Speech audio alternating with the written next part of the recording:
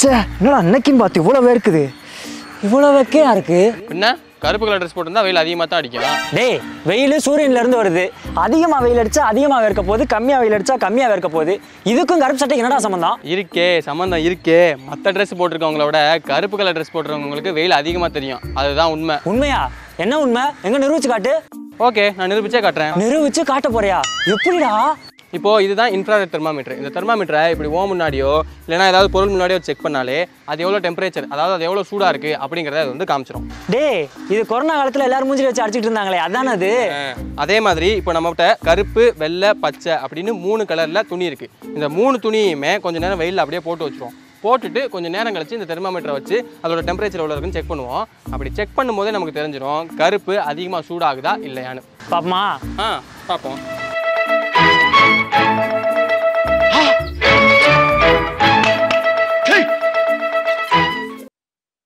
ரொம்ப நேரம் ஆச்சு. இப்போ செக் பண்ணிடுவோமா? ஃபர்ஸ்ட் வெள்ளை கலர் செக் பண்ணிடுவோம். வெள்ளை கலர் எவ்வளோ காட்டுது? 100.9. அடுத்து பச்சை கலர். பச்சை கலர் டெம்பரேச்சர் எவ்வளோ காட்டுது? 109.9. 109.9. இப்போ கருப்பு கலர் நீயே செக் பண்ணு. 120.5. 120.5. மூணையுமே ஒரே நேரத்தில் தான் வெயிலில் போட்டோம். ஆனால் அந்த 3 துணியில் எது அதிகமாக சூடாக இருக்கு? கருப்பு கலர் துணி தான் அதிகமாக சூடாக இருக்கு. இப்போ ஒத்துக்கிறியா? மற்ற எந்த கலரை விடவும் வெயிலில் கருப்பு கலர் தான் அதிகமாக சூடாகும்னு? ஒத்துக்கிறேன். ஆனால் கருப்பு மட்டும் ஏன் அதிகமாக சூடாகுது? இதுக்கான பதிலுக்கு முதல்ல கலர்னா என்ன, ஏன் ஒவ்வொரு பொருளும் ஒவ்வொரு கலரில் இருக்குது அப்படிங்கிறத பற்றி சொல்லிடுறேன். அதை சொன்னாலே கருப்பு கலர் மட்டும் ஏன் இவ்வளோ சூடாகுது அப்படிங்கிறதையும் ஈஸியாக சொல்லிடலாம். அப்போ சரி சொல்லு. இப்போது உங்கள் வீட்டில் இருக்கிற ஒரு ரூமில் சுற்றி கதவெல்லாம் அடைச்சிட்டு உள்ளே லைட் எல்லாத்தையும் ஆஃப் பண்ணிட்டோம்னு வை. உள்ள ரூமுக்குள்ள இருக்கிற பொருள் ஏதாவது நம்ம கண்ணுக்கு தெரியுமா? அது அப்புறம் தெரியும். ஏன் தெரியாது? ஏன் தெரியாதுன்னா அதான் நம்ம ரூமில் லைட் ஆஃப் பண்ணிட்டோமே, அப்புறம் எப்படி தெரியும்? அதுதான் விஷயமே. பூமிக்கு இயற்கையாக ஒளி தரக்கூடிய எதுன்னு பார்த்தீங்கன்னா அது சூரியன் தான். அப்படி அந்த சூரியன்லேருந்து வர ஒளியில் மொத்தம் 7 விதமான கலர், அதாவது வயலட்டு, இண்டிகோ, பச்சை, நீலம், ஆரஞ்சு, சிவப்பு அப்படின்னு மொத்தம் 7 வகையான நிறங்கள் இருக்கும். அந்த 7மே தனித்தனி அலைவரிசைகளாக தான் இருக்கும். அதெல்லாமே அப்படியே அலைவரிசையாக தான் நம்ம பூமிக்கு வந்து சேரும். இப்போது நம்ம ஏதாவது டார்ச் லைட்லாம் பயன்படுத்திருக்கோம்ல, அந்த டார்ச் லைட் எப்படி வேலை செய்யுது? எப்படின்னா டார்ச் லைட்டை இருட்டாக இருக்க ஒரு ரூம்குள்ளே அடிக்கிறோம். டார்ச்சோட வெளிச்சம் அந்த ரூம்குள்ளே பட்டு இருட்டுக்குள்ளே இருக்க எல்லா பொருளும் நம்ம கண்ணுக்கு தெரியுது. இதே தான் சூரியன்லேயும் நடக்குது. சூரியன்லேருந்து வர அந்த ஒளியில் 7 வெவ்வேறு நிறங்களோட அலைவரிசை இருக்கும். அப்படியே அந்த 7 வெவ்வேறு நிறங்களோட அலைவரிசையுமே இது மேலே தான் படும், அதாவது இந்த இலை மேலே தான் படும். அப்படி பட்டதில் இந்த இலை வயலட்டு, இண்டிகோ, நீலம், மஞ்சள், சிவப்பு, ஆரஞ்சு இந்த 6ஐயுமே தனக்குள்ளே பிடிச்சி வச்சுக்கிட்டு மிச்சம் இருக்கிற அந்த பச்சை கலரை மட்டும்தான் அது வெளியே பிரதிபலிக்கும். அதனால தான் இந்த இலை பச்சை கலரில் தெரியுது. ஓஹோ.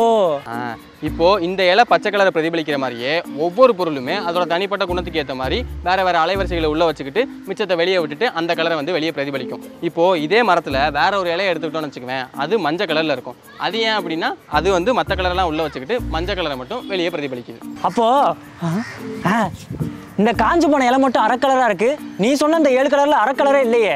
இது ஏன்னா எல்லா பொருளுமே ஒரே ஒரு அலைவரிசையை தான் பிரதிபலிக்கும் அப்படின்னு சொல்லவே முடியாது. சில பொருட்கள்லாம் 2 இல்லைனா 3 அலைவரிசையை பிரதிபலிக்கும். அப்படி அது பிரதிபலிக்கும் போது அந்த 2 இல்லைனா 3 கலரை சேர்க்கும் போது என்ன கலர் வருமோ அந்த கலர் தான் நம்ம கண்ணுக்கு தெரியும். இங்கே இந்த காஞ்சு போன இலை அரக்கு கலரில் தெரியறதுக்கு தேவையான 2 இல்லைனா 3 அலைவரிசைகளை பிரதிபலிக்கிறதால தான் அது எல்லாமே சேர்ந்து நம்ம கண்ணுக்கு இந்த இலை அரக்கு கலரில் தெரியுது. ஓஹோ. ஆனால் நீ சொன்ன இந்த 7 கலரில் கருப்பு கலர் மட்டும் இல்லையே, அப்புறம் எப்படி இந்த பனியன் மட்டும் கருப்பு கலரில் தெரியுது? இதில் தான் கருப்பு கலர் மட்டும் ஏன் அதிகமாக சூடாகுது அப்படிங்கிறதுக்கான பதிலும் இருக்குது. இப்போ நீ போட்டிருக்க அந்த பனியனோ இல்லை கருப்பு கலரில் இருக்கிற எந்த ஒரு பொருளுமே அது மேலே விழுகிற அந்த 7 அலைவரிசைகளையுமே தனக்குள்ளே வாங்கி வச்சுக்கிறதே தவிர எதையுமே அது திரும்ப பிரதிபலிக்கிறதே இல்லை. இப்படி அதுக்குள்ளே வாங்கி வச்சுக்கிற எந்த கலரையுமே அது திரும்ப பிரதிபலிக்காமல் கலரே இல்லாமல் அது இருக்கிறதால தான் அது கருப்பு கலரில் நம்ம கண்ணுக்கு தெரியுது. சரி, அதுக்கும் சூடாக இருக்கும் என்ன சம்மந்தம்? என்ன சம்மந்தம்னா அறிவியல் படி ஒரு விதி இருக்குது. அதாவது எந்த ஒரு ஆற்றலையுமே உருவாக்கவோ இல்லை அழிக்கவோ முடியாது, அதை இன்னொரு ஆற்றலாக மாற்ற மட்டும்தான் முடியும். அதுபடி பார்க்கும்போது இந்த ஒளிங்கிறது ஒரு ஆற்றல். அந்த ஆற்றல் பூமிக்கு வந்து ஒரு பொருள் மேலே பட்டு அது வந்து வெப்ப ஆற்றலாக மாறுது. இதில் கருப்பு கலர் மட்டும் ஏன் அதிகமாக சூடாகுதுன்னா இந்த கருப்பு கலர் மட்டும்தான் தான் மேலே விழுகிற எல்லா அலைவரிசைகளுமே உள்ளேயே வச்சுக்கிட்டு எதையுமே பிரதிபலிக்காமல் தனக்குள்ளேயே வச்சுக்கிட்டு. இப்படி அதிகமான ஒளி ஆற்றல் கருப்பு கலரில் தங்கியிருக்கிறதால தான் கருப்பு கலரில் இருக்கிற எந்த பொருளையுமே அந்த அதிகமான ஒளி ஆற்றல் அதிகமான வெப்ப ஆற்றலாக மாறுது. அதனால தான் அந்த கருப்பு துணி நம்ம செக் பண்ண அந்த கருப்பு துணியுமே அதிகமாக சூடாக இருக்குது. கருப்பு சட்டை போட்டிருக்க நீயும் மற்றவங்களோட அதிகமான சூட்டை உணர்ந்திருக்க. அப்போ நான் இனிமேல் எனக்கு கருப்பு சட்டை போட வேணான்னு சொல்கிறேன். நான் எப்படா அப்படி சொன்னேன்? கருப்பு கலர் ட்ரெஸ் போட்டிருந்தா அது வெயிலில் அதிகமான வெப்பத்தை உறிஞ்சிக்கும் அப்படிங்கிறது அறிவியல் உண்மை. அதை மட்டும்தான் நான் சொன்னேன். நீ கருப்பு கலர் ட்ரெஸ் போட்டுக்கிறதுக்கும் போட்டுக்காமல் இருக்கிறதுக்கும் உன்னோட தனிப்பட்ட விருப்பம். அதில் நான் தலையிட போகிறதும் இல்லை, என்னால் தலையிடவும் முடியாது. இந்த வீடியோ உங்களுக்கு பிடிச்சிருந்துச்சுன்னா லைக் பண்ணுங்க, ஷேர் பண்ணுங்க, கமெண்ட் பண்ணுங்க. இதே மாதிரி நம்ம அன்றாட வாழ்க்கையில நம்ம தினமும் பார்க்குற விஷயங்கள் பின்னாடி இருக்கிற அறிவியல் காரணங்கள் பத்தி தெரிஞ்சுக்க தேநீர் இடைவேளை சயின்ஸ் சேனலுக்கு சப்ஸ்கிரைப் பண்ணுங்க. கூடவே பக்கத்துல இருக்கிற அந்த பெல் ஐக்கானையும் மறக்காம பிரஸ் பண்ணிடுங்க.